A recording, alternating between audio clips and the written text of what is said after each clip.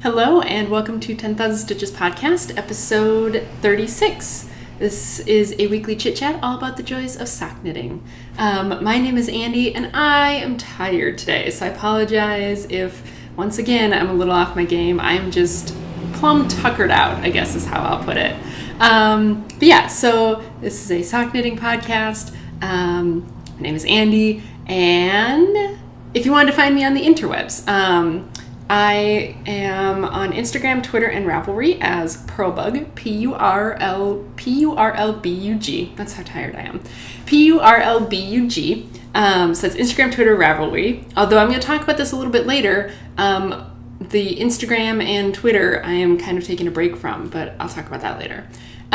You can find my blog at thepurlbug.com. And then we have the 10,000 Stitches Podcast Ravelry group. And if you're looking for links to anything that I mention while I'm chatting today, where you can find those will depend on where you're watching this. If you're watching this on the blog or on the Ravelry thread, right underneath the video will be links to everything I mentioned that is worth linking to. If you're watching this on YouTube, underneath the video in the description box will be a link to the blog post for this episode. You can follow that link, and then right underneath the video will be all those links for anything I mention. Yeah. I'm tired. I am recording on Monday, August 22nd, and this episode will go out on Tuesday, August 23rd. Yeah, I think this will just be kind of a normal one. We'll talk about finished objects, what's in progress, what's coming up next. I just realized that my in progress project is not in here because it's in my backpack still, so I'll have to grab that. What's coming up next? The knit along stuff. I'll talk about my first adventures in dyeing yarn, and then we'll do some chit chat stuff. So yeah, finished objects. So I had written down that I didn't have any finished objects, but I think I actually do. So I think when I recorded last week, I had not actually finished my Broken Jack socks. I think I was at about this point-ish, maybe. So these are done now. I think when I recorded last week, I said, well, maybe I'll finish it tonight. I'm not sure. I did wind up finishing them that night. So these are done. This is what they look like.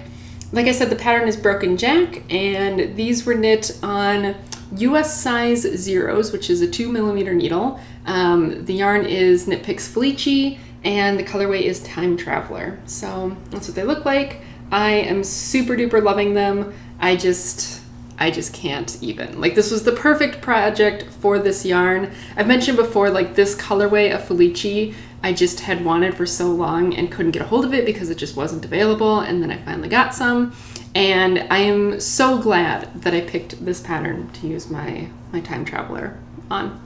So yeah, that's finished object, and then work in progress. So last week I said that I was going to do one more unusual construction sock, and it was going to be the Euclid Sock. So I did start it, but I'm not going to finish it right now. So I worked on this from, I guess, maybe Monday until yesterday. So just about a full week. And I got through, okay, so the Euclid sock, the way this sock is done is it's a bunch of equilateral triangles. So you can see one right there, equilateral triangle. So you build these tiers with these equilateral triangles.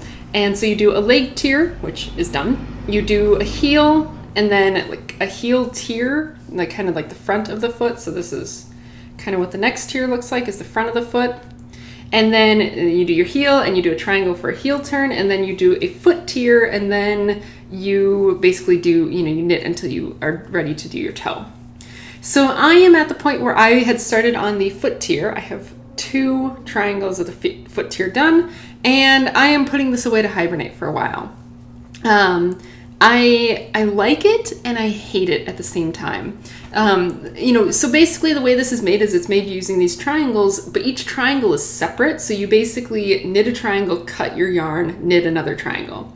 And there's a couple ways you can do that. You can either, because you have to cast on stitches, like you'll pick up, like for this guy here, I picked up stitches along the edge of this black triangle, and then you basically have to cast on the other 2 sides. So you can either do that the way I did it with a provisional cast on,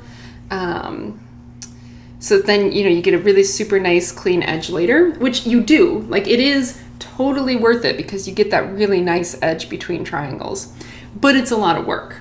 Or you can just like backward loop cast on, and then it doesn't look quite as nice, but it is a lot easier when you're doing it.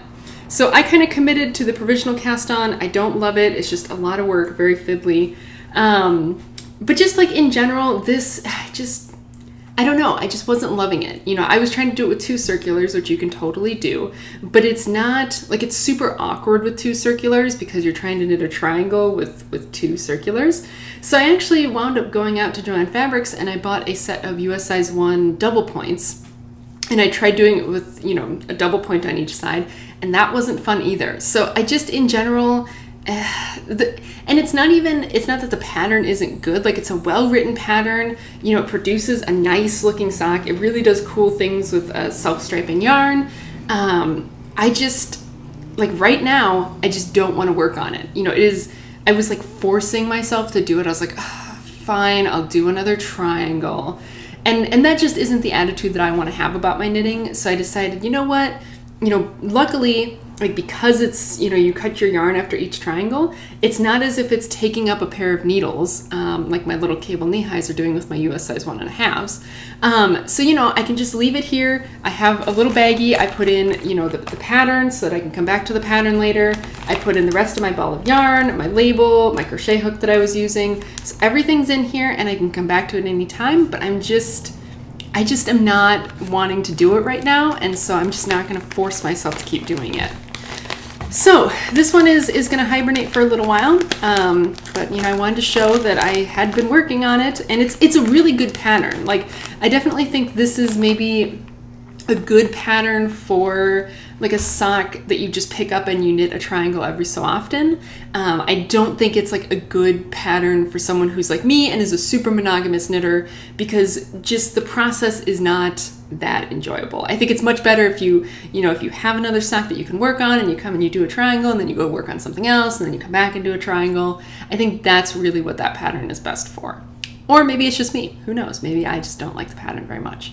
But I'm gonna really quick grab my work in progress and I'll show you what I'm currently working on right now.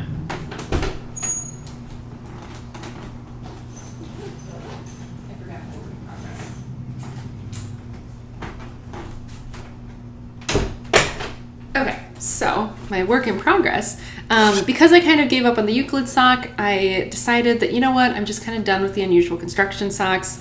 I've mentioned this before, I'm not loving them as much as I thought I would. And I've been really anxious to get onto color work, so I started a color work sock early. Shh, don't tell anyone. Mostly I started this just because I wanted to get in some practice with doing the stranded color work and holding yarn in my left hand, because I'm doing it, so that one yarn's in my right hand, one yarn's in my left hand. So basically this is just to kind of get that practice done, and it's to figure out sizing, because when you do color work, right, your fabric tends to not have as much stretch because you have those floats along the back. And so the only pair of colorwork socks I've made before turned out way too small, because I'm a tight knitter by nature, and then the not stretchiness of colorwork just did not help any. So, before I spend a whole bunch of time doing a really intricate pattern on a pair of socks, I want to make sure that I actually know what size I need to be knitting at. So this is basically just a learning sock. So this is what it looks like so far. The pattern that I'm using for this, if it can even be called a pattern, basically it's just this kind of like checked pattern, like every other. So it's an odd number of stitches. Oh, I'm sorry, I forgot. This, I was doing the 72 stitch size, and I was knitting this on US size 1s, which are 2.25 millimeter needles, and the yarn was Knit Picks Fleechy in the dark side colorway. Whew. This is an 81 stitch sock, and so basically, because it's an odd number, you just knit every other, and you just wind up doing this pixely pattern. So it's loosely based off the Pixel socks by Pearl Soho, but those socks are toe up and mine are top down, so they're really nothing alike at all. But yeah, like I said, this is just basically a practice sock for me to get used to doing color work. So the yarns that I'm using for it they're both Deborah Norville. It's the Deborah Norville Serenity sock, which is a 50% merino, 25% rayon, 25% nylon blend. And this gray is the color, oh, is that really? I guess this is the color navy. That's what the tag says. To me, it's a very dark gray kind of color, but I guess maybe it could be a very dark blue. And it's not going to show up very well because the light is so bright. But it's kind of this really dark, just dark color. And then the other color that I'm using is, again, the Deborah Norville Serenity Sock. And this one is Teal Tees. And this one's sort of a variegated one. So it's kind of producing these fun stripes in the pattern. So yeah, I'm not super far, as you can see, but that's okay. I'm not really rushing it with these because I figure I have a decent amount of time to kind of figure them out. And I want to get good at it, like I said before, I move on to more complex color work stuff. So yeah, that's this. A question for people. If I was smart, I would make this my question of the week, but I am not going to. So how do you prevent yarn barf? Like, if you've never had this happen to you before, then you are so lucky. But basically, right when you try to pull out of the center of a center pull ball, I feel like sometimes I get it totally great, and then sometimes it just all this yarn comes out. How do I not have that happen? How do I prevent yarn barf? You know, knitting gurus out there, tell me how to make this work. But yeah, so that's what I'm doing right now. And I'm just gonna kind of take it slow with that and do that and enjoy the color work of it. So yeah, that's my work in progress. And then for what's coming up next, I have to look and see what the name is. So coming up next is going to be, you know, my first like kind of real pair of color work socks.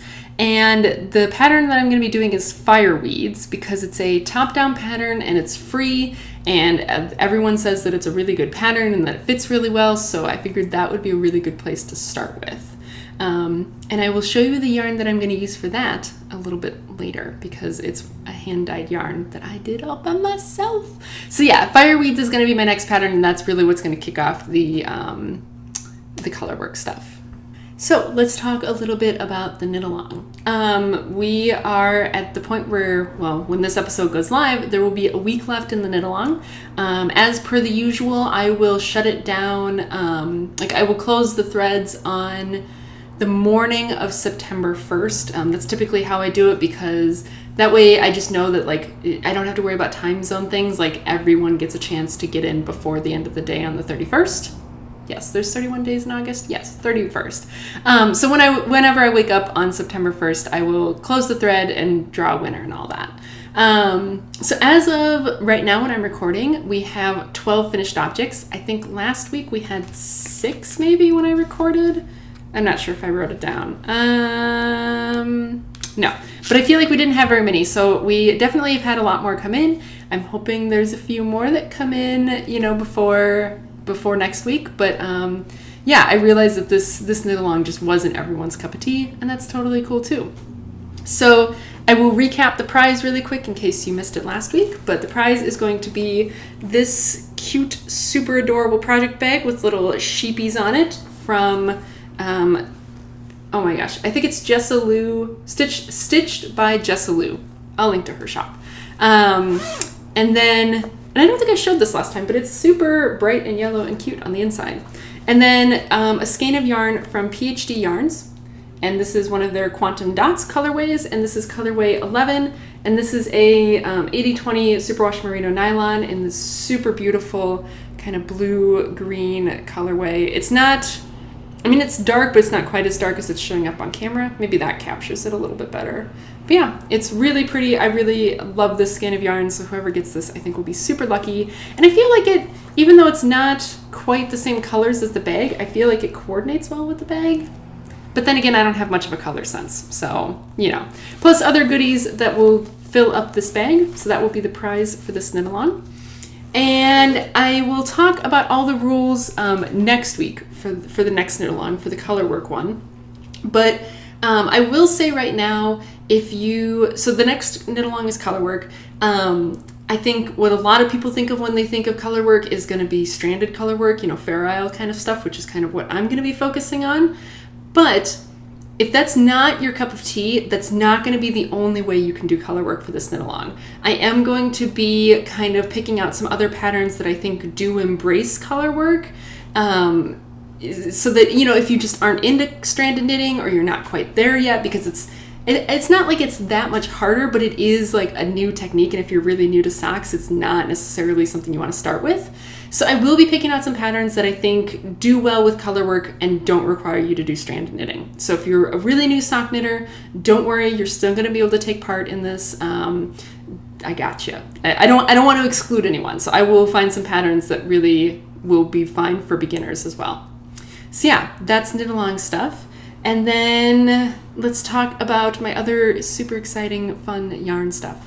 So I mentioned last week that, right, so the next knit along is color work. For color work, you kind of, like for most of the patterns I've picked out, I want more solid colors, and I don't have a lot of solid colors in my stash. So, I either had the choice of like, well, you can go buy solid colors, or I could dye them myself. So I've decided to dye them myself. Last week, I think maybe on the day that I posted the podcast or the day I recorded or something, I ordered 10 skeins of yarn from, it is Wool to Dye For. And I will, of course, link the shop down below. I don't think you're going to be able to see the little, oh, maybe. Oh, it's not going to focus that close. Oh, yeah, it did. So there's their website. So these are the BFL Platinum sock weight, and it's a 75-25 superwash BFL nylon blend. And so I ordered 10 100-gram skeins. And full disclosure, because I don't like to hide how much things cost, it was $87 for 10 skeins. So when you take 87 divided by 10, that's $8.70. So that's a pretty good price per skein for, bare yarn, especially like a BFL yarn, which I know BFL tends to be a little bit more expensive because of like the novelty of it and all of that. So, but even like they also do like a merino nylon blend, like a 75-25, kind of standard sock one.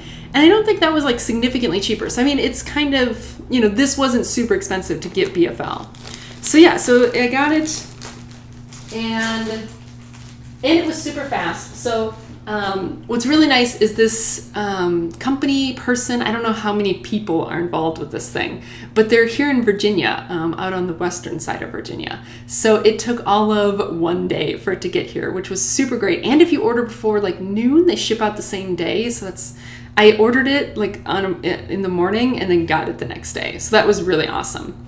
And this is probably just because I've never seen undyed yarn before, but I was not expecting it to come like this. I was expecting it to come twisted up, like, kind of the twisted up hanks. Is that called a hank? I'm not good with like terminology like this. Like, to me, everything is a skein. Like, this is a skein. The twisted up ones are a skein. This is a skein. So I'm sure that I will probably be using the wrong terminology. But anyway, so yeah, this is what it looks like when it's undyed. It's just this like really pretty, creamy natural color.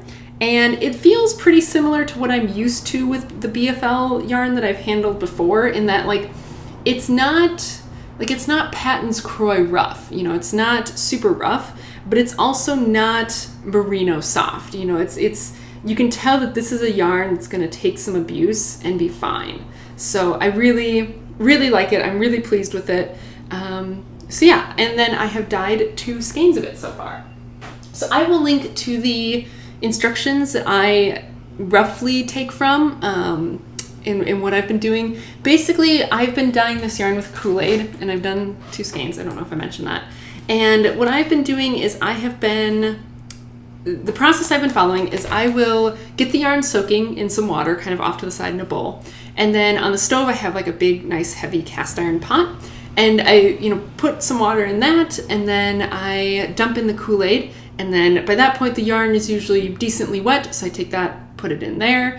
Then I start heating it up, and heat it up until I don't heat it up until it boils. I heat it up until basically it's as hot as I would want to like put my finger in it. So like the temperature of like a very hot bath, like, I don't know if you've ever like, gotten into like a super duper hot bathtub or like a super hot tub where you're like, oh, I can handle this, but I don't really like it. That's about how hot I heat it up. And then I kind of, let it, hang out at that temperature for a little bit, turn off the heat, and then just let it sit and absorb the rest of the dye as the heat dissipates. And that seems to have been working pretty well. You know, when I rinse these after I'm done, it's not as if there's a lot of like color coming out. So it seems like it works okay. It seems as though dyeing yarn, especially with like food grade stuff like Kool-Aid or food coloring or something, is pretty forgiving of like how you do it. Like as long as you don't really screw it up, like you should be fine. So this was my first attempt, and this was using 4 packets of grape Kool-Aid, and it's showing up a lot more gray. It is not this gray. It's decently purple. I don't know why it's showing up so gray, but it's actually decently purple. Where was my other? I had a ball of yarn to compare it to. So this is, if you guys remember this is the yarn that I got from Kim Dye's Yarn, and this is a Corriedale yarn. So it's like a Corriedale, Superwash Corriedale nylon blend, and this is like a really sort of beautiful purple. And these kind of remind me of each other. Like they aren't similar in color, as you can see, but they just kind of remind me of each other, kind of in like that not super like saturated purple sort of way. So yeah, these ones, it's 2 skeins or 2 balls, because when I was winding up the skein, I was like, well, what the heck? This is the first one that I'm planning to use for those fireweed socks. So I was like, well, I might as well just wind it up into a ball. And I came upon not like a knot, but like a little spot where like something had gotten snagged maybe or something. So I decided that rather than wind it up and then find it at an inopportune moment when I was knitting, I would just cut the yarn, wind it into 2 balls, and at least then I know exactly what I'm getting into. But yeah, I was having another thought that I was going to share about this, and I don't remember what it is now. But yeah, I'm pretty pleased with this one. It's tonal. Like you can see, even though the color is not showing up right, like you can see it's tonal, but it's definitely still going to work fine for what I want it to do. And what I'm going to do is I'm going to make the fireweeds with this, and then just a skein of this in its kind of natural form. So they're going to be this combo, which I think will work really well. The pattern has a pair of like purple and white socks on it. And while I normally don't pay much attention to the color of socks on patterns, with color work, because my color sense is so horrible, I'm trying to kind of be like, oh yes, those colors look nice together, I'll do that too. Because I'm otherwise not very good at picking out colors. Like I would put together like bright orange and lime green because I'm like, oh, those are both nice colors by themselves, and not realize that they're not nice colors together. So yeah, this is what I'm gonna do for the fireweeds. And then the second skein that I dyed turned out super awesome. So this one I dyed just the other night, and this is the result of 4 different Kool-Aids. So it was cherry, berry cherry, grape, and tropical punch. So basically everything that was red, and then just a little bit of purple to kind of darken it up. And it produced this really beautiful red. It's a little bit more blue toned than what it's showing up on camera, but I really love it. I wonder if I put this up with this, if it will properly show the color of the purple. No, it won't. Okay. Anyway, so this, yeah, it's a little bit more blue toned in real life, but you can see that it's a pretty even color. Like the color took very evenly on this skein. So I'm pretty happy with that. Like there are some very subtle tonal variations, but not a lot. So yeah, this one I am planning on using. Another pattern that I'm planning on doing is the Water for Elephants, which of course I'll link. And so the picture for that one has a pair of socks with red and then a kind of pale yellow tan color. And so I'm gonna dye another skein. I have 2 packets of lemonade. So I'm gonna dye another skein with just a little bit of yellow to try and get just like a very pale sort of yellow color, and do those 2 for that. So yeah, I've really been loving this. Like I can't even tell you how like rewarding it is to do something like this yourself, especially because it's so, I don't want to say it's so easy, but like it's so much easier than I thought it would be. And it's just so cool, and it's such a fun kind of creative thing to do, and it just makes me feel so awesome to be like, look, in went just plain yarn and out came this, you know, something that's really a beautiful color.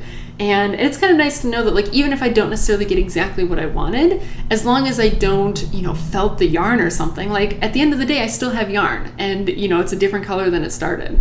So hard to argue with that. Yeah, so that has been my yarn dyeing adventures so far.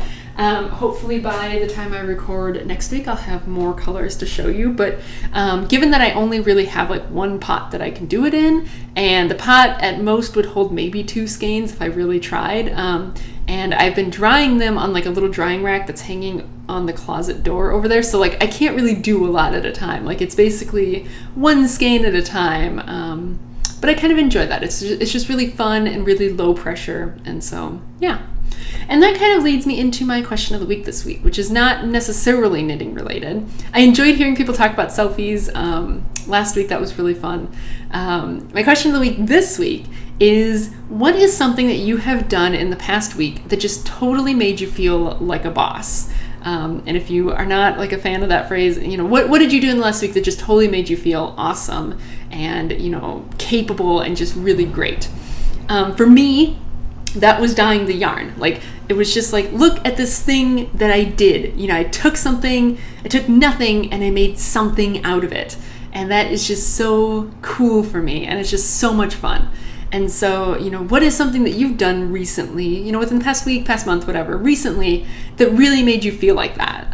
It could be knitting related, like if you really like dominated a pattern or something, or it could just be in some other area of your life. I've also been super busy at work, and while I'm not super excited about what I've been doing, I'm glad that it's done now. Like I just finished up some stuff today, and I'm like, yes, I am a boss. So what have you done lately that has made you feel like that? And if you're only here for the yarn stuff and knitting stuff, that's going to be it for that stuff. So if that's all you were here for, thank you very much for hanging out with me, and I'll see you next week. Otherwise, let's chit chat a little bit. So chit chat stuff. Let's see, what have I been doing? The past week, I have been so busy, and yet it is so boring what I've been doing. Work has been super busy. I have been just like furiously preparing for classes to start. If you're new here, by the way, what I do for a job is I work at Virginia Commonwealth University in the physics department, and I kind of run all of the undergraduate labs. So all of like the like algebra-based physics and calculus-based physics labs, that's what I'm in charge of. So I'm in charge of, keeping the lab manuals up to date and like updating them and creating new experiments and setting up the equipment and maintaining the equipment and all of that stuff. So the summer was sort of boring. I have really not been enjoying the summer, but now classes start Thursday. So, I really had to like get everything pulled together. And granted, labs don't start until September 12th. But, professors needed the lab manuals done so they can like put them up online so that students can get access to them. So I just today got all the lab manuals finalized, done. They are sent off to the professors. Nothing else I can do about them now. The really scary part is for 2 experiments, one of them is an existing experiment, and I'm modifying the setup to make it work better. And I have put it together and it does work. I just have to put the other 11 of them together. So that one, it's like, yes, it's kind of tested, but it's kind of untested, and I had to send out the lab manual. And then in another one of the labs, I have a completely new lab that I haven't, has not even been like put together, that I put in, and it's like, well, I have to make it work now. I have tested it. Like it does work in concept, but I haven't actually got like, it's going to all go in like this nice cute little box, and I haven't got that put together yet, but it does work. It's just like, okay, well, now I just have a couple weeks to get it working and I have to get it done. So yeah, but things have just been busy. I've just been trying to get all of that stuff done before classes start. Like today I had my meeting with the TAs, like a fall meeting to meet the new TAs and kind of go over, the policies and everything like that. And then I spent the rest of the day just trying to get the lab manuals out. So, and that was, last week was pretty similar. Like I just went to work and just burned through stuff all day. So it's been a very productive week at work, but it's been not very exciting to talk about. So yeah, that's been my week at work. Then let's see, last week on Wednesday. So Wesley's mother comes out this way sometimes to go to do work stuff in DC. And once we've managed to make it up there, but like a lot of the times, she'll tell us like, hey, I'm up in DC. And it's like, well, we can't really, leave right now. Like we can't come up there right now because it's the middle of the week, and she never is able to stay for weekends because it's work. So, that's always kind of a bummer. So she was out here last week, and Wesley, hasn't gotten to see his family for quite a while, like since we went home last. And so I was like, well, I can't take time off work right now. Like, I'm busy. But if you want to go up there, you should go up there and see your mom. And, I will survive by myself for a couple of days. So he did. He went up there on Wednesday and stayed up in D.C. until Friday during the day. He came back. So I had, a whole 2 nights in the apartment to myself, which... it was a bummer not having him around because I obviously enjoy spending time with him, but it was also kind of fun to just have a little bit of time to myself. Like when I was in grad school, I spent a decent amount of time, kind of living on my own. And in some ways it's lonely, and in some ways it's really kind of nice because you get to do whatever you want to do, whenever you want to do it, however you want to do it. So that's always kind of fun too.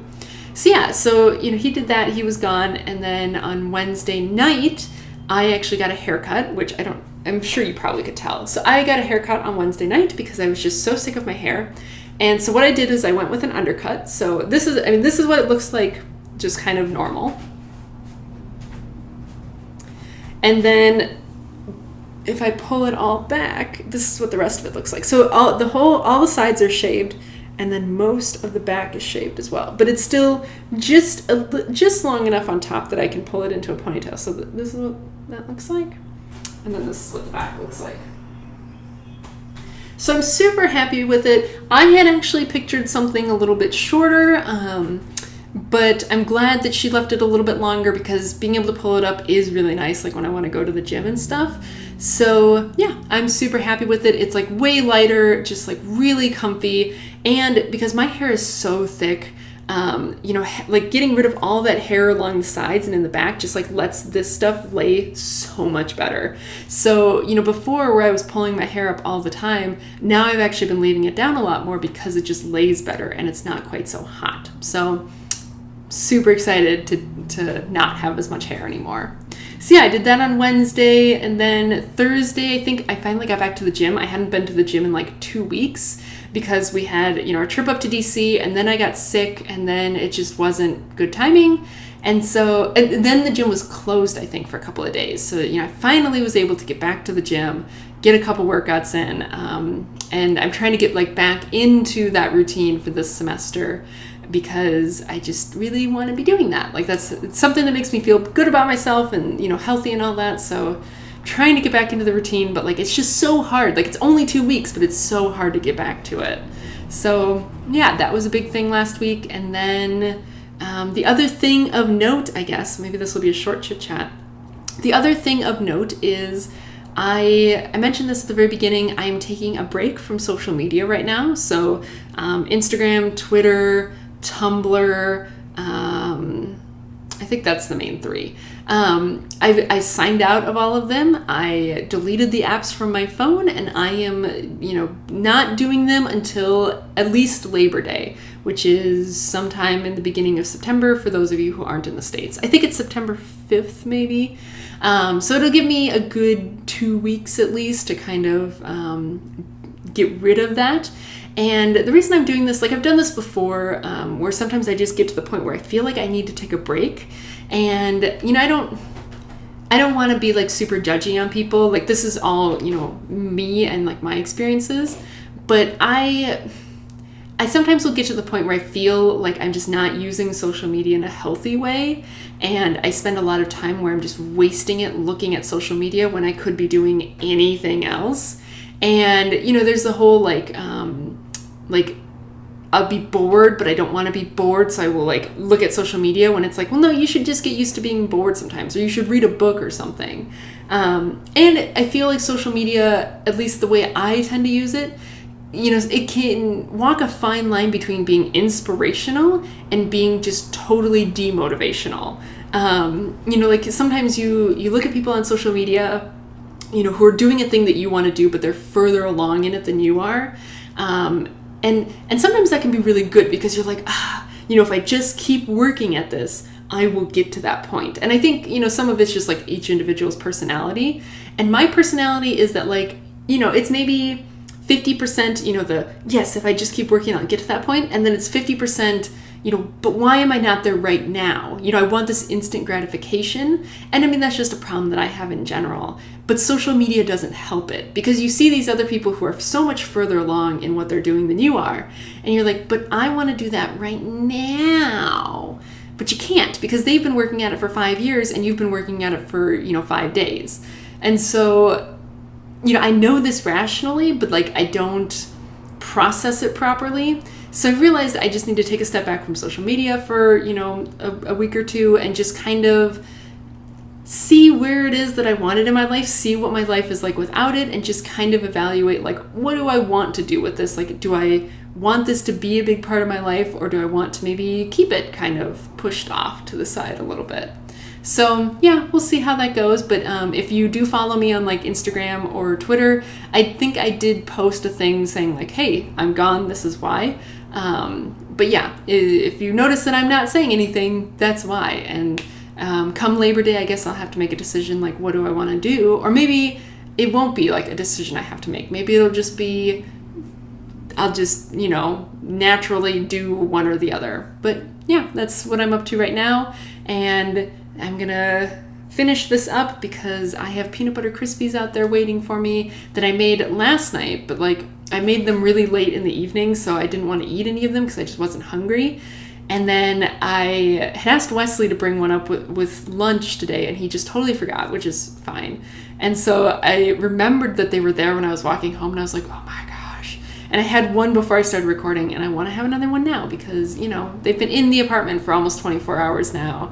And it's hard to believe that there are so much of the pan left. But yeah, so that's going to be me for today. By the way, in case you're wondering what my shirt says, it says, being a grown-up is the dumbest thing I have ever done. My mom got me this shirt, and I really like it. It's super fun. But yeah, that's going to be it for this week. Thank you very much for hanging out with me, and I hopefully will see you again next week. Bye.